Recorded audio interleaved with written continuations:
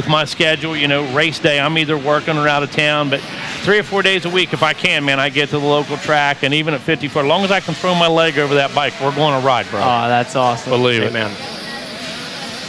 Hey, so thanks a million, man. Absolutely. Thank you for having me on. Look forward to hearing from you tomorrow, and good luck in the rest of your races, brother. Thank you. We got your back. Absolutely. Thanks, dude. Thanks, man. Masters 50 plus coming at us. Thanks, man. Keep your eyes coming into this with the P1 was the John Gruey. This guy's a TV star. And looks like, Get in there. yeah, get in here. You got to go. We'll put Rodney back in there. Come on, Shelby Rowland. This guy. Call some Masters 50 plus with us. Shelby Rowland rejoining us here in the booth. Yeah, I think John Gruey had a pretty good hole shot in this one, and it looked like Karsten was in tow.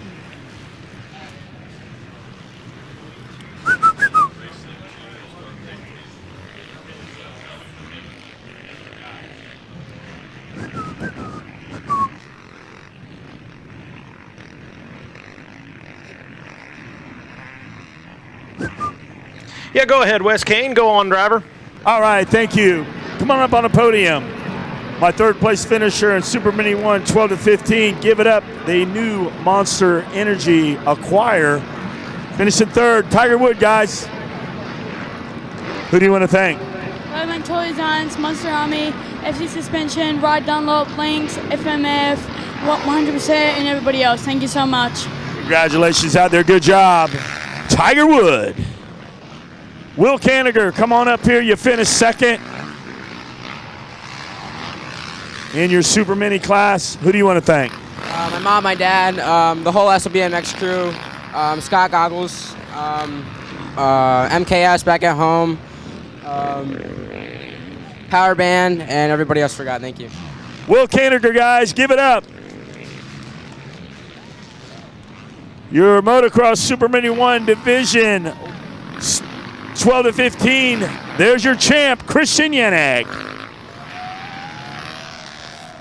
The Republic will have a day of celebration of Poland for your championship. Who do you want to thank? My mom, my dad, Jesus Be Safe, Monster, Junior, Kawasaki, Pro Circuit, Dunlop Tires, Uni Air Filters, Henson, Gear Wrench, Maxima, Renthal, Fox, Wrist Brace Guy, Tamer Whole Shot Device, RK Chains, Exo Rims, everybody from Pro Circuit, they do so much for me. I forgot, thank you. There he is, guys. Christian Yannick, your champion, Super Mini 1, 12 to 15. Take it away, guys, from the Yamaha podium.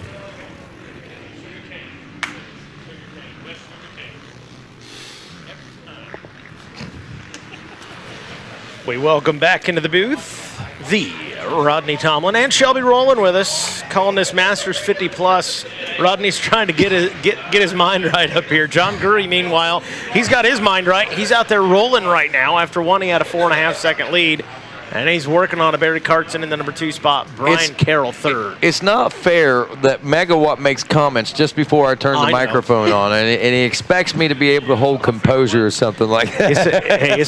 It's kind of like old school. Making me laugh as I'm getting ready to turn the microphone on. It's like it's your job to keep your composure or something. Something Who would have thought? Something like, it's like old school Saturday Night Live in here. We're all just working hard to try and get the other one to break character. I think Gruey's the one with the composure out here with already it looks like about a 100%. 10-second lead over the rest of the field, and it's crazy because I'm calling it 9-second lead right here. Is that Brian are you Carroll? gonna argue with me? I'm gonna call it. He's gonna be a 9-second lead. Let's go, Shelby Rowland. I got you. Putting $50 on Well, it. I'm just impressed. This is Gruey. Oh, it's only 6.9. You should have taken me. It's only, 7, yeah. This is Gruey's first national. I think back since Loretta Lynn's 2019, if I'm not mistaken. So it's pretty impressive to see him out there with this commanding lead. And he came out, and I know he's been through a couple injuries, and he was talking to me and supporting me. Yeah, I was gonna say I think John Gruey did run Minios last season. Yeah.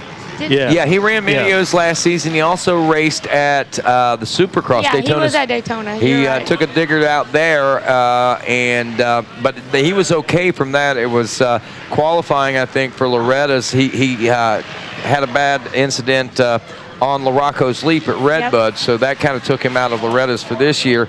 Yeah, he guess he missed Loretta's 2020 and Loretta's 2021. Yeah. So, because I know he was looking forward, him and Kevin Walker were looking forward to battling each other again when Kevin came back, and they still haven't got to face off yet. So I think that'll be interesting to see.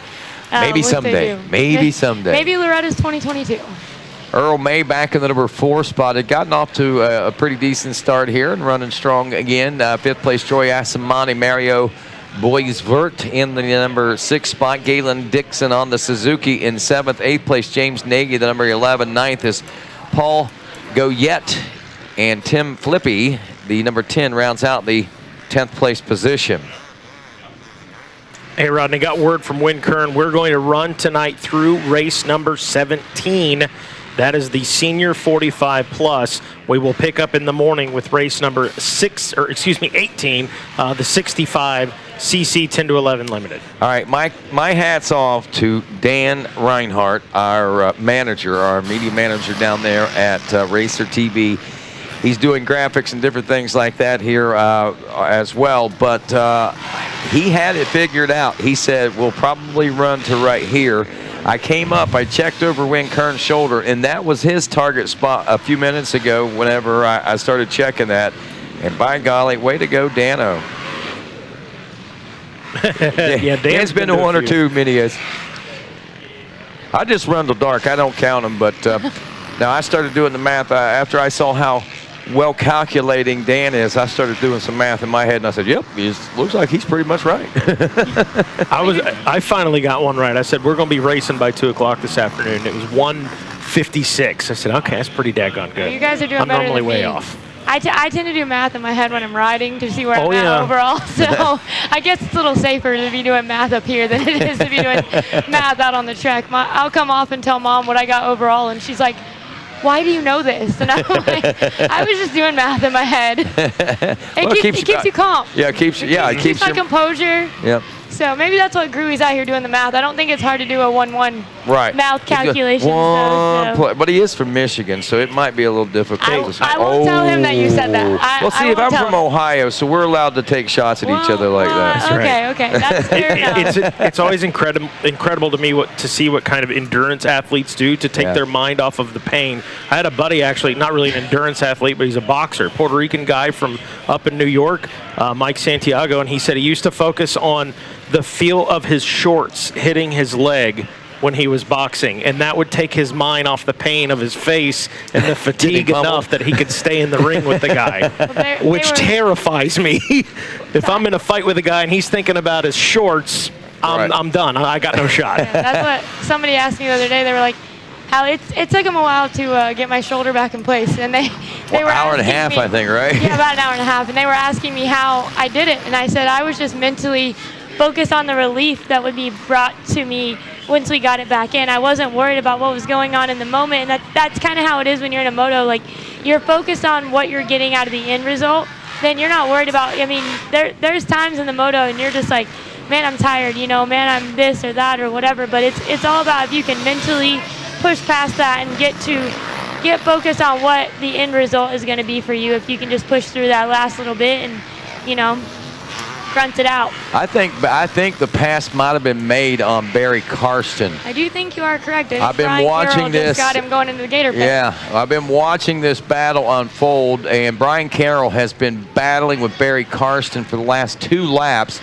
And a 2:05.662. They were side by side. 0.156 was what the the clock said. But as I seen those riders going down into the Gator pit, I saw that Brian Carroll had made the pass on the Suzuki, and now Karsten was in 3rd. So we've got a new 2nd place ride. I'm not sure. We'll have to do some math here real quick, but that may change our overall as well. Karsten coming into this one with a 3rd, Brian Carroll with a 2nd. So yeah, what we're going to see is John Gruey, Brian Carroll, Barry Karsten, 1, 2, 3 on the podium if they finish like this on this final lap.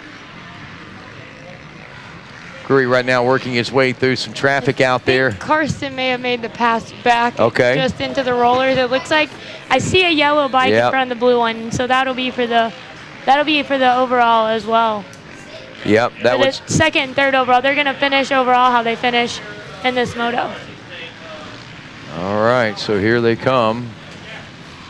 Gruey looking for checker flags whenever he makes his way back here into, and there he goes into the Gata pit. One more time. There's Barry Costin back up to second, just like you said.